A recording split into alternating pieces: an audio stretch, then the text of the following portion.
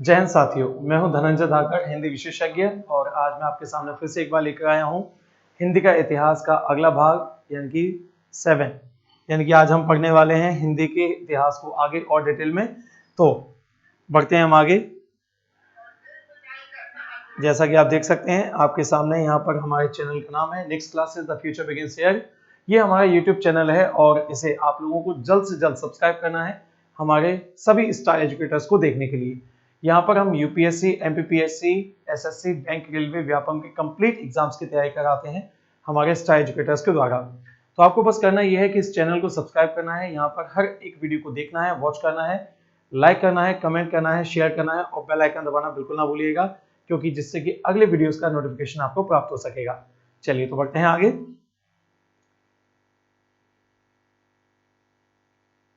यदि आप हमें ज्वाइन करना चाहते हैं तो किस किस तरीके से आप हमें ज्वाइन कर सकते हैं, तो उसके लिए सबसे पहले आप देख सकते हैं यहाँ पे लिखा हुआ है आपका नेक्स्ट क्लासेस। ये हमारा यूट्यूब चैनल है, तो आपको सर्च करना है नेक्स्ट क्लासेस यूट्यूब चैनल और यहाँ पे आपको सब्सक्राइब करना है वीडियोस को देखने के लिए। यदि आप इस स्टडी मटेरियल को चाहते हैं कि आपके पास, यानी कि इस स्टडी मटेरियल को यदि आप पीडीएफ फॉर्म में चाहते हैं, तो उसके लिए आपको हमारे टेलीग्राम चैनल नेक्स्ट क्लासेस को ज्वाइन करना है।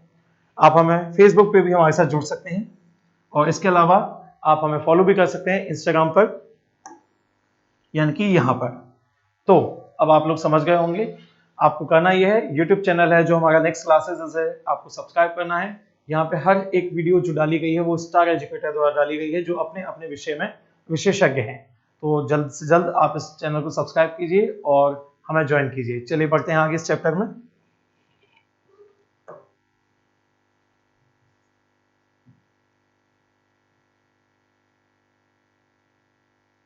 अब जैसा कि आप यहाँ पे देख सकते हैं,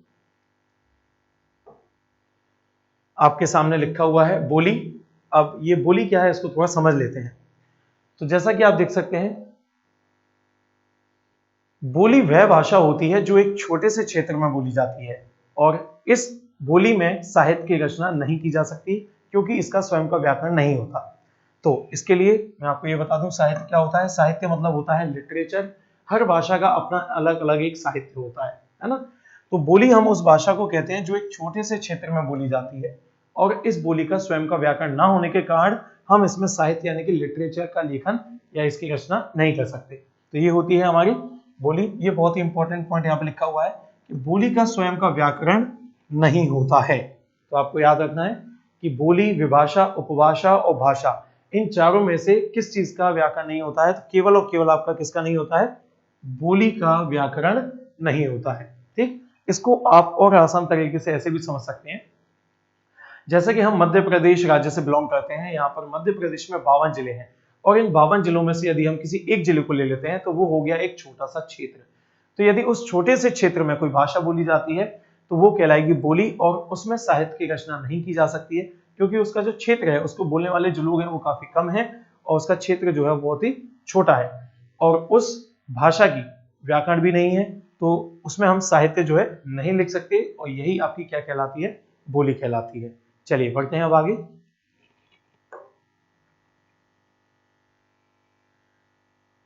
अब जैसा कि आप देख सकते हैं यहाँ पर अगला टॉपिक है हमारा विभाषा। विभाषा क्या होती है? जब बोली का क्षेत्र थोड़ा सा बढ़ जाता है, जैसा कि अभी मैंने आपको थोड़ी देर पहले बताया हुआ था कि बोली जो है वो एक छोटे से क्षेत्र में बोली जाती है।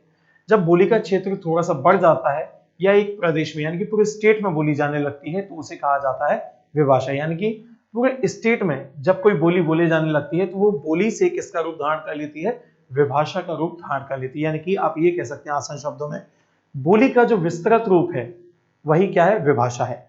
यानी कि बोली और विभाषा अलग नहीं है ना।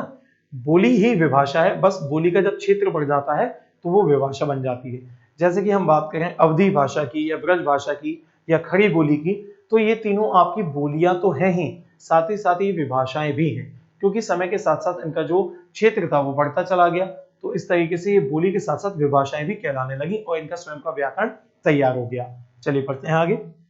अब जैसा कि आप देख सकते हैं, जब बोली का क्षेत्र थोड़ा सा बढ़ जाए या एक प्रदेश में, जैसा कि मैंने आपसे कहा एक प्रदेश में बोली जाने लगी, तो वह विभाषा का रूप धारण कर लेती है। ठीक, और हिंदी की कुछ विभाषाएं हैं, जैसे कि आप यहाँ देख सकते हैं। हिंदी की विभाषाएं हैं आपकी कौन कौन सी? ब्रजभाषा, अवधी, खड़ी बोली, भोजपुरी और मैथिली। तो ये कुछ प्रमुख आपकी विभाषाएं हैं हिंदी भाषा की, जिनमें साहित्य का लेखन किया गया है। अब बढ़ते हैं हम आगे। जैसे कि आप देख सकते हैं, सबसे पहले साहित्य की रचना कब की गई, किसके द्वारा की गई, तो वो हमें यहाँ देखना है। तो सबसे पहले साहित्य की रचना की गई थी सन 1354 में सुधीर अग्रवाल जी के द्वारा, यानी कि ये वो विद्वान हैं जिन्होंने लेखन किया साहित्य का सबसे पहले। इसके अलावा किस भाषा में किया, तो वो किया ब्रज भाषा में। ठीक, यानी कि सबसे पहले साहित्य की रचना सन 1354 में की गई, ब्रज भाषा में की गई, किसके द्वारा? सुधीर अग्रवाल जी के द्वारा की गई।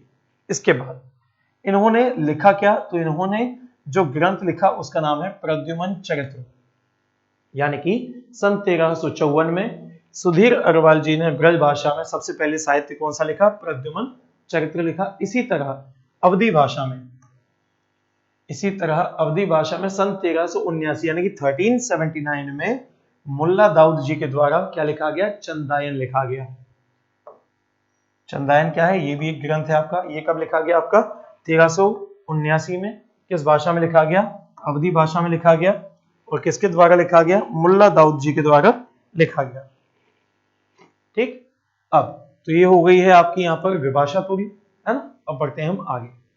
अच्छा, अब यहाँ से आपसे यदि प्रश्न पूछे जाते हैं तो आप कैसे यहाँ पे अंदाजा लगाएंगे कि प्रश्न कैसे बनते हैं या उनको हमें कैसे बताना है। तो सबसे पहले तो मैं आपको यहाँ पे ये बता दूं कि आपसे पूछा जाएगा कि विभाषा किसे कहा जाता है, तो आपको बताना है कि जब बोली का क्षेत्र बढ़ जाए, यानी कि बोली के विस्तृत रूप को हम क्या कहते हैं? विभाषा कहते हैं। ठीक, यानी कि जब बोली आपकी एक प्रदेश में बोली जाने लगे तो वह बोली से विभाषा का रूप धारण कर लेती है।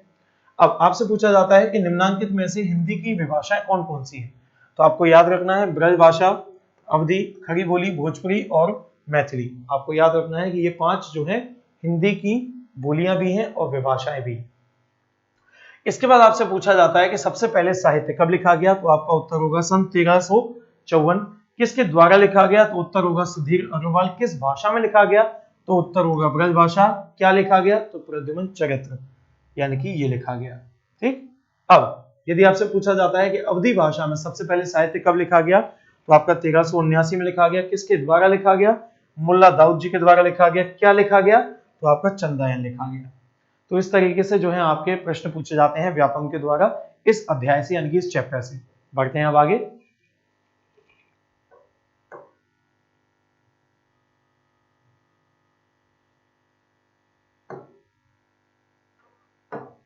अब जैसा कि आप देख सकते हैं यहाँ पर हमारा अगला टॉपिक आ गया है जिसका नाम है उपभाषा। उपभाषा क्या है? जिसके अंतर्गत कई बोलियां आती हों उसे कहा जाता है उपभाषा। उपभाषा को आप एक तरीके से एक समूह समझ सकते हैं, एक ग्रुप समझ सकते हैं, है ना। तो जिसके अंतर्गत कई बोलियां आती हों उसे क्या कहा जाता है? उपभाषा कहा जाता है। जैसा कि आप देख सकते हैं लिखा होगा, जिसके अंतर्गत कई बोलियां आती हों उपभाषा कहलाती है। ठीक, अब यदि हम बात करें भाषा की, तो भाषा क्या है? तो भाषा की यहाँ पे आप देख सकते हैं हमने 2 परिभाषाएं लिखी हुई है, एक ये और एक ये। तो इन दोनों को हम पहले समझ लेते हैं क्या। भाषा की जो परिभाषा होती है, मतलब भाषा है क्या, तो भाषा वो साधन है जिसके माध्यम से हम अपने विचारों को किसी अन्य व्यक्ति तक पहुंचाते हैं। तो वो जो साधन है, वो जो माध्यम है हमारे विचारों को किसी अन्य व्यक्ति तक पहुंचाने का, वही क्या है? भाषा है।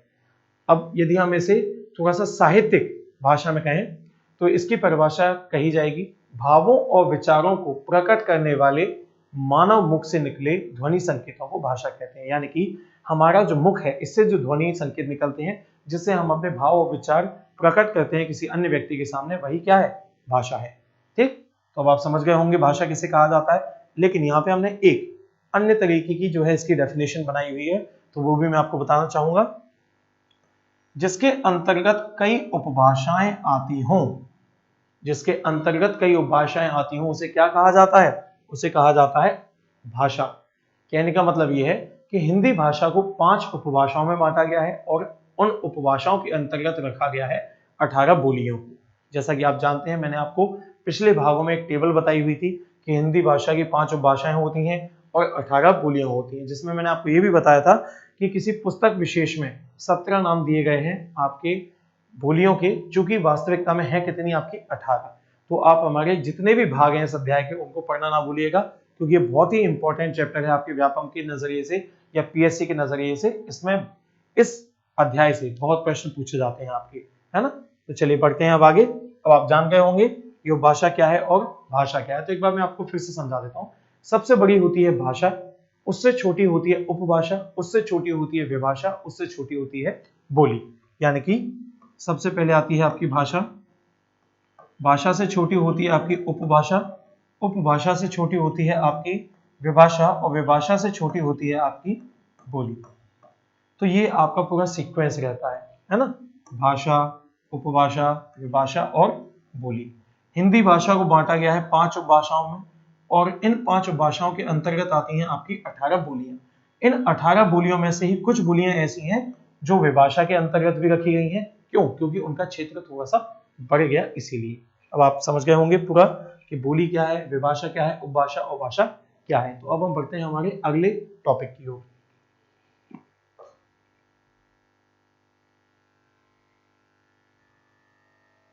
अब आप यहां पे देख सकते हैं हमारा अगला टॉपिक है यहां पर राजभाषा। तो ये बहुत ही इंपॉर्टेंट टॉपिक है, क्योंकि इस टॉपिक से आपका प्रश्न पूछा ही पूछा जाता है। व्यापम के किसी भी पेपर में आप देख लीजिए, यहां से प्रश्न पूछा ही पूछा जाता है। अब ये क्या है, कैसे, क्यों, सारी चीजों के प्रश्न के उत्तर आपको यहाँ पे मिलने वाले हैं। तो चलिए इसको शुरू करते हैं। अब हम सबसे पहले तो मैं आपको ये बता दूं कि राजभाषा है क्या। राजभाषा में जो शब्द आप यहाँ पे देख पा रहे हैं, राज, राज का मतलब होता है शासन। शासन के द्वारा प्रयोग की जाने वाली भाषा क्या कहलाती है? राजभाषा। यानी कि सरकारी कामकाज की जो भाषा होती है उसे राजभाषा कहते हैं। ठीक, सरकारी कामकाज की जो भाषा होती है उसे क्या कहा जाता है? राजभाषा कहा जाता है। अब जैसा कि आप देख सकते हैं यहाँ परिभाषा लिखी हुई है, सरकारी कामकाज की भाषा राजभाषा कहलाती है। कहने का मतलब ये है कि आप लोग जब सरकारी अधिकारी यानी कि गवर्नमेंट ऑफिसर्स बन जाएंगे, उसके बाद आप अपने अपने कार्यालय में यानी कि ऑफिस में जिस भाषा में लेखा जोखा करेंगे, वो जो भाषा होगी वो कौन सी होगी? वो होगी आपकी राजभाषा। ठीक, अब यदि हम बात करें कि भारत की राजभाषा कौन सी है, तो भारत की राजभाषा आपकी हिंदी है। यहाँ पे आप देख सकते हैं भारत की राजभाषा कौन सी है, तो भारत की राजभाषा है आपकी हिंदी। ठीक, अब यदि हम बात करें कि भारत की दूसरी राजभाषा कौन सी है, यानी कि भारत की सेकंड ऑफिशियल लैंग्वेज कौन सी है, तो वो है आपकी द्वितीय राजभाषा। इसे हिंदी में कहते हैं सहायक राजभाषा या उपराजभाषा। वो क्या है? आपकी इंग्लिश। कहने का मतलब ये है कि राजभाषा को इंग्लिश में कहा जाता है ऑफिशियल लैंग्वेज। ठीक, तो भारत की पहली राजभाषा कौन सी? आपकी हिंदी, जैसा कि आप देख सकते हैं यहाँ पे लिखा हुआ है ये। और दूसरी राजभाषा यानी कि द्वितीय राजभाषा, जिसे हम सहायक राजभाषा या उपराजभाषा भी कहते हैं, यानी कि इंग्लिश में कहें तो सेकंड ऑफिशियल लैंग्वेज, वो कौन सी आपकी? इंग्लिश है। इसका मतलब क्या है? ये दो दो भाषाओं का क्या चक्कर है, इसको थोड़ा समझेंगे हम।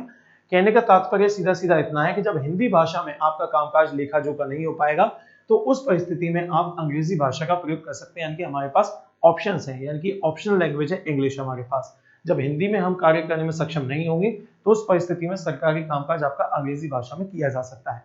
तो ये है बेटा आपकी राजभाषा। ठीक, अब यहाँ पे कहानी ये आती है कि राजभाषा है क्या, राजभाषा कब बनाई गई, या राजभाषा शब्द कहाँ से आया, या राजभाषा शब्द कहाँ पे यूज किया गया सबसे पहले। तो ये सारी चीजों को अब हम यहाँ पे डिटेल में पढ़ने वाले हैं। ठीक, तो इसके लिए हम यहाँ पे बढ़ेंगे थोड़ा सा आगे। ये बहुत ही इंपॉर्टेंट पैराग्राफ है आप लोगों के लिए, और इसको हमें यहाँ पे समझना है। ठीक, अब हम यहाँ पे देंगे थोड़ा सा ध्यान। समय था आपका 14 सितंबर 1949 का। आप सभी जानते हैं कि भारतीय संविधान बनकर कब तैयार हुआ है आपका, तो उसकी डेट है आपकी 26 नवंबर 1949। ठीक, 26 नवंबर 1949 ये वो डेट है जब आपका भारतीय संविधान बनकर तैयार हुआ। लागू कब हुआ आपका? 26 जनवरी 1950। 26 जनवरी 1950 को ये लागू हुआ। अब यहां पर हम बात कर रहे हैं आपकी इस दिनांक से, यानी कि यहां से एक या सवा महीने पहले की, यानी कि 26 नवंबर 1949 को हमारा भारतीय संविधान बनकर तैयार हुआ। उससे एक से सवा महीने पहले, यानी कि इस दिनांक पर हमने एक मीटिंग बुलाई। मीटिंग क्यों बुलाई? तो इसके लिए मैं आपको पूरी कहानी विस्तारित तरीके से समझाता हूँ। पूरी हम डिटेल में कहानी सुनेंगे, अब सुनिएगा ध्यान से। 14 सितंबर 1949 ये वो दिनांक है जब हिंदी भाषा को भारत की राजभाषा घोषित किया गया था। लेकिन आप सभी जानते हैं कि सन 1947 में भारत को आजादी मिली। तो किसी भी मुल्क या देश के लिए सबसे अहम होता है उसका संविधान और उसकी राष्ट्रभाषा। तो 1947 को जैसे ही हमें आजादी मिली, उसके बाद हमने क्या किया, अपना भारतीय संविधान बनाना शुरू किया और उसमें हर चीज के लिए हमने व्यवस्थित जगह बनाना शुरू कर दी। तो इसी क्रम में हम आगे बढ़ते गए और दिनांक यानी कि समय आया आपका 14 सितंबर 1949 का। अब इस समय में क्या हुआ, तो इस डेट पर हमने एक मीटिंग का आयोजन किया था। ये मीटिंग थी राष्ट्रभाषा को चुनने के लिए, यानी कि इस दिन हमें राष्ट्रभाषा का चुनाव करना था, जिसके लिए संपूर्ण भारत के जो वरिष्ठ नेता थे इस मीटिंग में इकट्ठे हुए।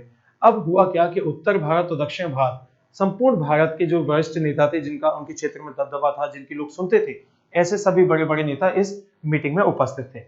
अब उत्तर भारत के जो लोग थे, यानी कि जो हम लोग थे, हमने सबसे पहले अपना प्रश्न रखा कि हम हिंदी को राष्ट्रभाषा बनाना चाहते हैं। तो क्या इसके लिए आप सभी लोगों का समर्थन है? तो दक्षिण भारत के जो लोग थे उन्होंने इस चीज के लिए पूर्णतः मना कर दिया, यानी कि दक्षिण भारत के लोगों ने इस चीज के लिए कतई सपोर्ट ही नहीं किया कि हिंदी को राष्ट्रभाषा भी बनाया जाना चाहिए। उन्होंने इस चीज के लिए बिल्कुल सिरे से नकार दिया, इस प्रश्न को ही खत्म कर दिया, खारिज कर दिया कि नहीं, हम इस चीज के लिए आपका समर्थन कतई नहीं कर सकते। ठीक, तो अब यहाँ पर एक बहुत ही बड़े बुद्धिजीवी की बात होने वाली है, जिनका नाम था आपका गोपाल स्वामी अयंगर।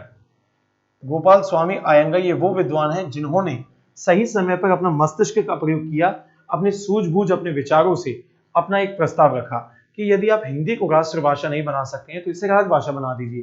तो दक्षिण भारत के लोगों ने पूछा कि ये क्या है, तो उन्होंने बताया कि सरकारी कामकाज की भाषा राजभाषा होगी, बाद बाकी आप जो भी भाषा जैसे चुनना चाहें वैसे चुन सकते हैं। तो अब यहाँ पर उन्होंने अपना प्रस्ताव रखा और इस प्रस्ताव को पूरा समर्थन मिला और इसी दिन 14 सितंबर 1949 को हिंदी भाषा को भारत की राजभाषा घोषित कर दिया गया। इसी कारण से प्रत्येक 14 सितंबर को हम राष्ट्रीय हिंदी दिवस या हिंदी दिवस मनाते हैं।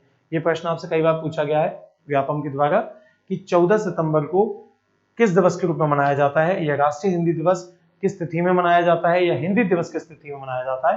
तो आपका उत्तर केवल एक है, 14 सितंबर। उसका कारण मैं आपको बता चुका हूं कि इस डेट में आपका हिंदी भाषा को भारत की राजभाषा घोषित किया गया था।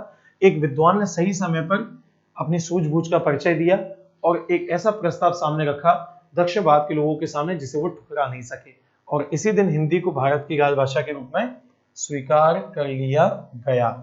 यानी कि इस दिन 14 सितंबर 1949 को ये बात स्वर्णिम अक्षरों में हमारे भारतीय संविधान में अमर हो गई कि हमारी जो हिंदी भाषा है वो भारत की राजभाषा होगी। किसी भी तरीके से हम हिंदी को उच्च स्तर पर ले जाना चाहते थे, चाहे वो राष्ट्रभाषा हो या राजभाषा, तो किसी ना किसी तरीके से हमने उसे उच्च स्तर पर पहुंचा ही दिया, भले ही राजभाषा के रूप में पहुंचा है। क्योंकि जो संविधान में स्वर्णिम अक्षरों में पंक्ति लिखी गई उसमें लिखा गया कि भारत की राजभाषा हिंदी होगी, यानी कि संपूर्ण भारत की राजभाषा हिंदी होगी। चलिए बढ़ते हैं आगे। अब यदि हम बात करें कि भारतीय संविधान में इस चीज का कहां पे उल्लेख है, भारतीय संविधान जो है आपका उसको अलग अलग तरीके से लिखा गया है, यानी कि उसमें भाग भी हैं, उसमें अनुसूचियां भी हैं, उसमें अनुच्छेद भी हैं। तो यदि हम बात करें कि भारतीय संविधान के किस क्षेत्र में, किस हिस्से में राजभाषा से संबंधित प्रावधान दिए गए हैं, तो भाग नंबर 17 अनुच्छेद 343 से लेकर 351 तक। भारतीय संविधान के भाग 17 में अनुच्छेद 343 से लेकर 351 तक राजभाषा से संबंधित प्रावधान दिए गए हैं। यानी कि यदि हम इस चीज की जांच पड़ताल करना चाहें कि भारत की राजभाषा हिंदी है और इसका लेखा जोखा या इससे संबंधित बातें कहां कही गई हैं, तो भारतीय संविधान के भाग 17 में अनुच्छेद 343 से लेकर 351 तक यहां पर की गई हैं। अब ये क्वेश्चन आपसे कई बार पूछा गया है व्यापम के द्वारा कि राजभाषा से संबंधित प्रावधान किस अनुच्छेद से लेकर किस अनुच्छेद तक दिए गए हैं, तो आपका उत्तर है यहाँ पे 343 से 351 तक। ये आपसे पूछा जाता है किस भाग में दिए गए हैं, तो आपका उत्तर है यहाँ पे भाग 17, ठीक, यानी कि 17। अब जैसा कि आप देख सकते हैं यहाँ पे लिखा हुआ है प्रत्येक 14 सितंबर को, यानी कि इस डेट में क्या मनाया जाता है, राष्ट्रीय हिंदी दिवस मनाया जाता है या फिर हिंदी दिवस मनाया जाता है। तो ये डेट हमें बिल्कुल नहीं भूलनी है, ये काफी इंपॉर्टेंट डेट है क्योंकि इससे रिलेटेड यानी कि इससे संबंधित प्रश्न आपके पूछे ही जाएंगे। ये आप देख सकते हैं यहाँ पे राष्ट्रीय हिंदी दिवस या आपका हिंदी दिवस, ये दो क्वेश्चन यहाँ से कई बार पूछे जाते हैं। अब यहां पर यह बात भी कही गई थी कि जिस दिन भारतीय संविधान हमारा लागू होगा, यानी कि कब हुआ, 1950 में, तो इसके अगले 15 वर्ष बाद यानी कि 1965 में हिंदी को राष्ट्रभाषा बना दिया जाएगा। यानी कि जो 14 सितंबर 1949 की मीटिंग हुई थी, इस मीटिंग में हिंदी को राजभाषा तो बनाया ही गया, साथ ही साथ ये भी फैसला किया गया कि जब भारतीय संविधान बनकर तैयार होने के बाद जब घोषित होगा, जब लागू होगा, तो उसके अगले 15 वर्ष बाद यानी कि 1950 में 15 हमने जोड़ दिए तो कितने हो गए, 1965, यानी कि सन 1965 में हिंदी को राष्ट्रभाषा बना दिया जाएगा। क्योंकि उस समय ऐसा आकलन किया गया था कि तब तक हिंदी बोलने वाले लोगों की जनसंख्या में वृद्धि हो जाएगी, तो उनके बोलने वाले मतलब यानी कि हिंदी बोलने वाले लोगों की जनसंख्या में वृद्धि तो हुई, साथ ही साथ जो उत्तर भारत दक्षिण भारत के जो लोग थे जो अन्य भाषाओं को बोलते थे, तो अन्य भाषाओं के बोलने वाले लोगों की भी जनसंख्या वो भी उसमें भी वृद्धि हुई, तो लगभग जो औसत था वो उतना ही रह गया। इसीलिए 1965 में हम हिंदी को राष्ट्रभाषा नहीं बना सके। तो जब हम हिंदी को राष्ट्रभाषा नहीं बना सके तो इसके लिए हमने क्या किया, राजभाषा से संबंधित अधिनियम पास किया। अधिनियम का मतलब होता है कानून।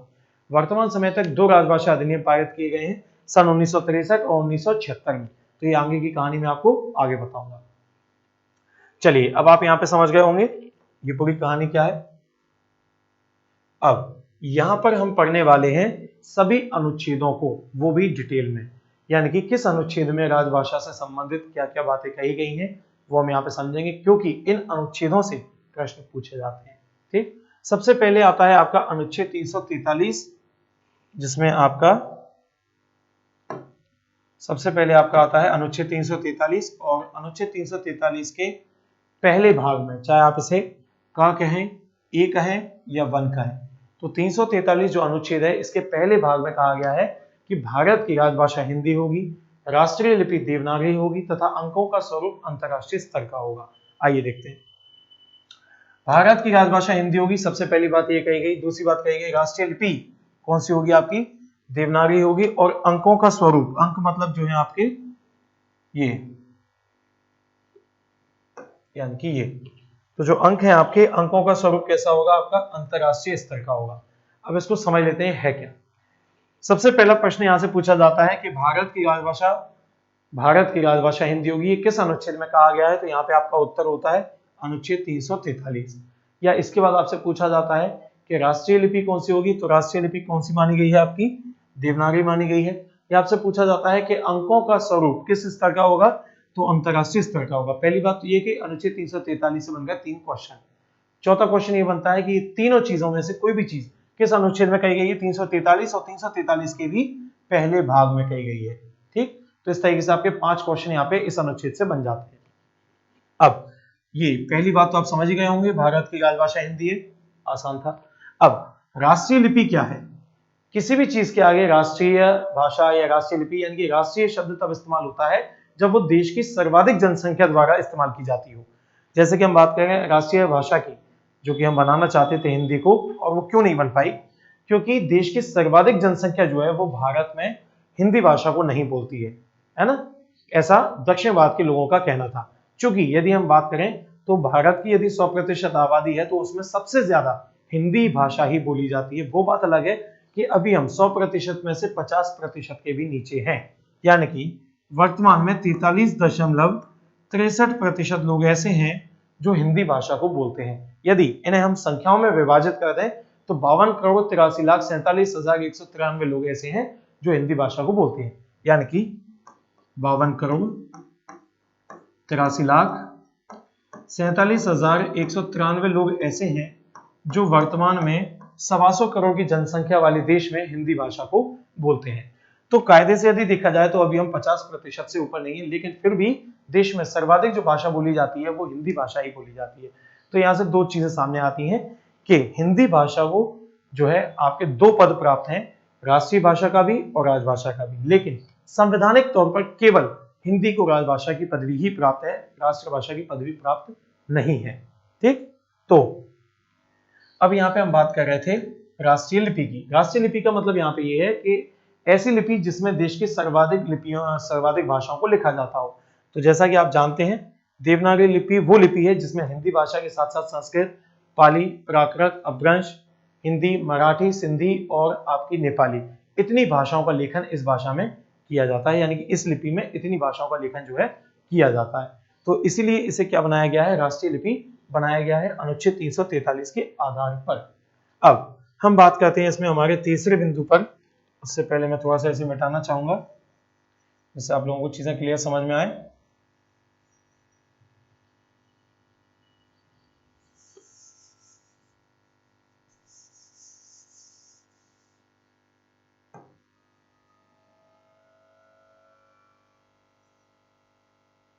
अब जैसा कि आप देख सकते हैं यहाँ पे लिखा हुआ है कि अंकों का स्वरूप अंतरराष्ट्रीय स्तर का होगा। अंकों का स्वरूप जो है अंतरराष्ट्रीय स्तर का होगा। तो अंतरराष्ट्रीय का मतलब है इंटरनेशनल लेवल, लेकिन यहाँ पे हम आसान शब्दों में से समझेंगे, पूरे विश्व में गणित के अंक एक ही तरीके से लिखे जाएंगे। गणित के अंकों को लिखने का तरीका पूरे विश्व भर में एक ही रहेगा, और ये किसमें कहा गया है, आपके अनुच्छेद 343 में कहा गया है। यानी कि आप गणित की जो संख्याएं होती हैं, यानी कि मैथ्स के जो डिजिट्स होते हैं, आप उनको जैसे यहाँ लिखते हैं वैसे ही आप बाकी कंट्रीज यानी कि बाकी देशों में भी लिखेंगे। इसी तरीके से आप हमारे भारत के किसी भी गांव, छोटे से इलाके में भी बिल्कुल वैसे लिखेंगे। यानी कि अंकों को लिखने का तरीका पूरे विश्व में बिल्कुल समान रहेगा, उसमें कोई बदलाव नहीं होगा।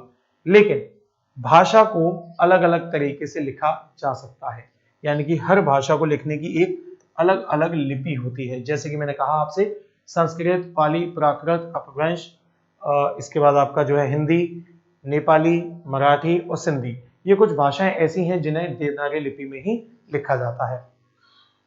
अब आगे बढ़ते हैं। अगला है हमारा अनुच्छेद 344। अनुच्छेद 344 जो है, इसमें बताया गया है कि राष्ट्रपति जी को यह अधिकार होगा कि वह राजभाषा संबंधी सलाह लेने के लिए राजभाषा आयोग का गठन कर सकते हैं। चलिए आइए देखते हैं यहाँ पर। तो जैसा कि आप देख सकते हैं यहाँ पर लिखा हुआ है, राष्ट्रपति जी को यह अधिकार होगा कि वह राजभाषा संबंधी सलाह लेने के लिए राजभाषा आयोग का गठन कर सकते हैं। यानी कि हिंदी भाषा जो हमारी राजभाषा है उसके प्रचार और प्रसार के लिए अधिक से अधिक यदि राष्ट्रपति जी चाहें तो एक आयोग का गठन कर सकते हैं, जिसे नाम दिया जाएगा राजभाषा आयोग। और वर्तमान समय तक 2 राजभाषा आयोग गठित किए गए हैं, ठीक, जिनमें से कि आपका सबसे पहला है यहाँ पर 7 जून 1955 में। ये वो दिनांक है जब पहला यानी कि प्रथम राजभाषा आयोग का गठन किया गया था 7 जून 1955 को, जिसकी अध्यक्षता की गई थी किसके द्वारा, आपके बाल गंगाधर खैर जी के द्वारा। कहने का मतलब यह है कि राष्ट्रभाषा आयोग जो है आपका, सॉरी, राजभाषा जो आयोग है वो राष्ट्रपति जी द्वारा बनाया जाता है केवल एक चीज के कारण, यानी कि हमारी जो भारत की राजभाषा हिंदी है उसके अधिक से अधिक प्रचार और प्रसार के लिए राष्ट्रपति जी एक आयोग यानी कि एक टीम का गठन करते हैं। बकायदा उसका एक अध्यक्ष बनाया जाता है जो उस पूरी टीम को कमांड करता है, और उनका काम होता है कि राजभाषा से संबंधित पूरी जानकारी इकट्ठी करना संपूर्ण भारत में, कि उसका प्रचार और प्रसार किस तरीके से ज्यादा किया जा सकता है। तो वर्तमान समय तक 2 राजभाषा आयोग अभी तक गठित किए गए। पहला किया गया 7 जून 1955 को, और दूसरा किया गया 16 नवंबर 1957 को, जो हम पढ़ने वाले हैं इसके बाद। पहले जो आपका प्रथम राजभाषा आयोग था इसकी अध्यक्षता किसके द्वारा की गई, बाल गंगाधर खैर जी के द्वारा। और जो आपका दूसरा राजभाषा आयोग है उसकी जो अध्यक्षता की गई वो की गई गोविंद बल्लभ भाई पंत जी के द्वारा, और ये आयोग गठित किया गया आपका 16 नवंबर 1957 में। तो इस तरीके से वर्तमान समय तक केवल 2 ही आयोग राजभाषा से संबंधित गठित किए गए हैं। चलिए देखते हैं आगे। सबसे पहले तो मैं आपको ये बता देता हूं अनुच्छेद 344 से प्रश्न किस तरीके से बनते हैं। तो राष्ट्रपति जी को यह अधिकार होगा, आपको पेपर में अनुच्छेद पूरा लिख के दिया जाता है, पूछा जाता है कि यह किस अनुच्छेद के अंतर्गत रखा गया है या इसे किस अनुच्छेद के अंतर्गत आता है, इस तरीके से आपसे पूछा जाता है। तो यहाँ पे आपका उत्तर हो जाएगा अनुच्छेद 344, यानी कि पूरी लाइन आपको लिख कर आएगी कि राष्ट्रपति जी राजभाषा आयोग का गठन किस अनुच्छेद के तहत कर सकते हैं। तो यहाँ पे आपका उत्तर हो जाएगा अनुच्छेद 344। अब ये आपसे पूछा जाता है कि वर्तमान समय तक कितने राजभाषा आयोग गठित किए गए हैं, तो आपका उत्तर हो जाएगा 2। यदि आपसे डेट पूछी जाती है पहले राजभाषा आयोग की तो उत्तर हो जाएगा 7 जून 1955। यदि इसके अध्यक्ष आपसे पूछे जाते हैं तो आंसर हो जाएगा आपका बाल गंगाधर खैर। तो इस अनुच्छेद को हम पूरा करते हैं, इसके बाद आगे बढ़कर अब जैसा कि आप यहां पे देख सकते हैं ये लिखा हुआ है आपका 16 नवंबर 1957, यानी कि 16 नवंबर 1957 को दूसरे राजभाषा आयोग का गठन किया है, जिसे हम कहते हैं, दूसरा नाम कहते हुए हम इसे कहते हैं एक संसदीय। प्रथम राजभाषा आयोग वो तो था ही, लेकिन दूसरा जो राजभाषा आयोग है, इसे हम द्वितीय राजभाषा आयोग न कहते हुए इसे हम कहते हैं एक संसदीय राजभाषा आयोग, क्योंकि इसके सदस्यों का जो चुनाव किया गया था वो संसद के 2 सदन होते हैं जो लोकसभा और राज्यसभा, उनसे किया गया था। अब इसकी अध्यक्षता किसके द्वारा की गई थी? तो आपके गोविंद बल्लभ भाई पंत जी के द्वारा इसकी अध्यक्षता की गई थी। तो यहाँ पर आपका अनुच्छेद 344 जो है वो पूर्णतः समाप्त होता है। तो आज इस क्लास को हम यहीं पे एंड करते हैं। आप सभी लोगों का बेटा बहुत बहुत धन्यवाद आपके प्रेम स्नेह के लिए, हमारे साथ जुड़ने के लिए। आप सभी बच्चे हमारे साथ नेक्स्ट क्लासेस यूट्यूब चैनल पर जुड़ जाइए, जल्दी से जल्दी इस चैनल को सब्सक्राइब कीजिए और हमारे पूरे स्टडी मटेरियल को यदि आप चाहते हैं कि आपके पास हो, यदि इसे प्राप्त करना चाहते हैं आप, तो आपको हमारे साथ जुड़ना होगा हमारे टेलीग्राम चैनल पे जिसका नाम है नेक्स्ट क्लासेस। तो जल्द से जल्द आप वहां पे हमें ज्वाइन कर लीजिए और फेसबुक इंस्टाग्राम के माध्यम से आप हमें फॉलो भी कर सकते हैं। तो मिलते हैं हम अगले वीडियो में। जय हिंद।